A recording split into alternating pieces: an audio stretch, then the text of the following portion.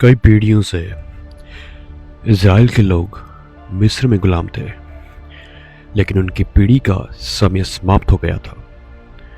मूसा नाम के एक व्यक्ति जिसे यहोवा ने चुना था, शक्तिशाली फिरौन का सामना करने के लिए गया और इज़राइलियों की आज़ादी की मांग की। कई विपत्तियों के बाद फिरौन आखिरकार मान गया और मूसा ने अपने लोगों को एक वादा किए हुए देश की ओर मिस्र से बाहर निकाला। वे लगभग सुरक्षित स्थान पर पहुंच गए थे, लेकिन फिरौन क्रोधित और पछतावे से भरा हुआ अपने मन को बदल चुका और अपनी शक्तिशाली सेना को लेकर और गरजते हुए अपने रथों के साथ उनका पीछा करने को निकल गया। इजरायली फंस चुके थे। उनके एक साथ एक लाल समुद्र था और दूसरी जगह फिरौन की बड़ी सेना। लोग डर गए थे और निराश थे और चिल्लाए, यह मानते हुए कि उनकी सारी आशा टूट चुकी है। तो क्या हुआ फिर मूसा ने परमेश्वर से प्रार्थना की। परमेश्वर ने कहा, तुम मुझसे क्यों पुकार रहे हो? इजरायलियों से कहो कि वे आगे बढ़े।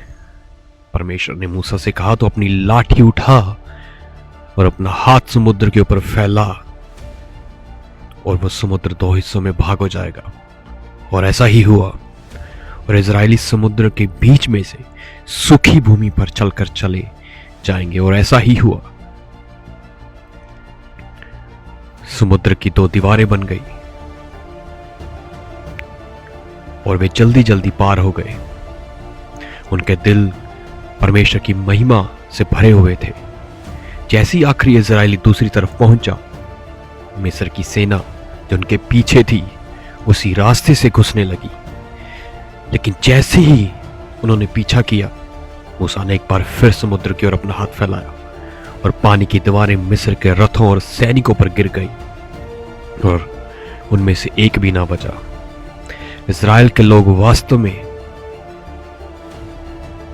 परमेश्वर यहोवा ने उनको आजाद किया अपने वायदे के अनुसार।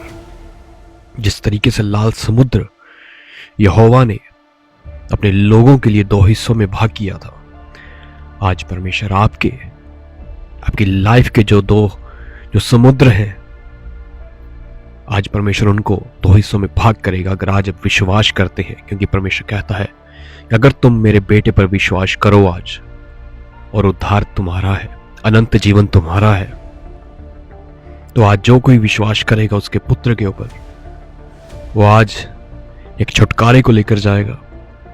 वो आज अपने लाइफ में जो बड़ा उनको लाल समुद्र दिखता है, वो आज उसको दो हिस्सों में भाग होता हुआ देखेगा। और रास्ता प्रभु आपका उसी सिचुएशन में जिसे आप समझते थे आपकी इम्पॉसिबल है, परमेश्वर आपको उसी में से लेकर जाएगा। Praise the Lord.